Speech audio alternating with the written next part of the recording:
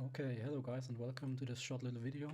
I want to show you a little app that I wrote with the assistance of ChatGPT. And you can consider this video to be a demonstration first of what's possible if you just use ChatGPT.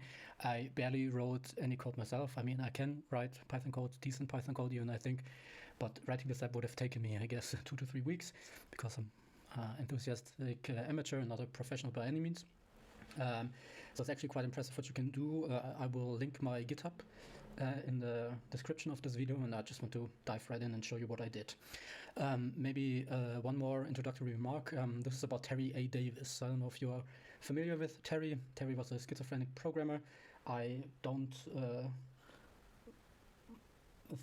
I don't agree with everything he says. Obviously, he was a very sick man, but he was also a genius and I think his story is quite touching. If you think about it, there are a lot of very good YouTube documentary. So if you want to give it a watch, I recommend you to do so. But now let's show you the app I wrote. It's a Python program.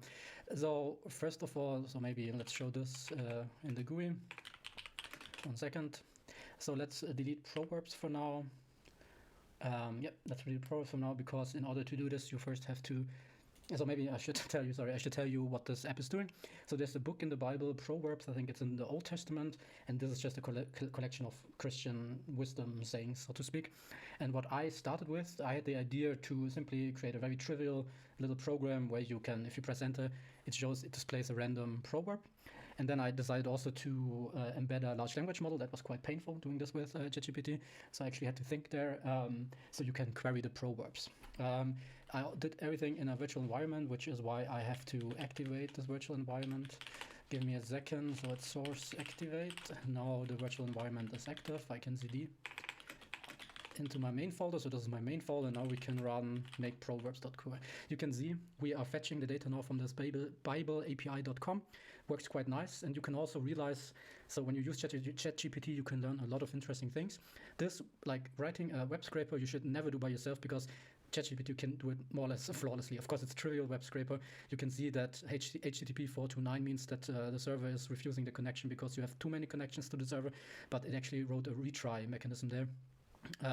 So it's quite impressive what it can do, and it's quite obvious why ChatGPT is so good doing this, because there are a lot of GitHub repos with just web scrapers. It's a very basic thing to do for programmers, so it actually works quite nice, as you can see here. Okay, I never ran into this twice, so I guess the server doesn't like me anymore. But okay, let's wait a second. Okay, now you can see it wrote all these proverbs into this little text file right here. I can show you. So yeah. And I'm not a radical Christian by any means. It's just a tribute to Terry A. Davis, as stated. So now to the interesting part. Now you can actually run I forgot how I call it, so Python 3 Proverbs app. You can see, first of all, there's a help menu, of course, very important. You can save the current verse to favorites. You can show this help. You can quit, but you can also enter Terry mode. And behind Terry mode, there is the Mistral AI. It's a French company. I'm from Europe, as you can probably tell by my accent. And this is just because Europe has very strict data privacy rights, and this I quite like. And it's also almost free. I actually bought the premium version, but whatever. So let's enter Terry. So you can actually fine-tune the large language model in a very interesting way. You can change the temperature, which is like the creativity of the large language model, the amount of randomness allowed. You can do a lot of stuff right here. I wrote almost everything in the README, so if you check out my GitHub, you will see what it can do. It's actually quite interesting. So yeah, now so what I write here has nothing to do with my private life, of course. So let's say I tell I don't love my wife anymore. I don't have a wife, but who cares? What can I do about this? Then we query the large language model. As I said, this was quite painful to do. I hear you distress and understand that you're facing a challenging situation. You may shall remind you of Proverbs. And now it actually cites Proverbs, which says, let your font be blessed and rejoice in the life of you, blah, blah, blah, blah, blah, blah. So actually quite impressive. You can now thanks. And let's see what the large language model answers now. Greetings. Okay, I sense a gratitude in your heart. I urge you not to forget the commandments, blah, blah, blah. So this is actually working very good. As I said, you can also create these random proverbs. And this is everything I want to show you actually for now. Maybe we should also dive into the source code just a little bit. You can check this out yourself.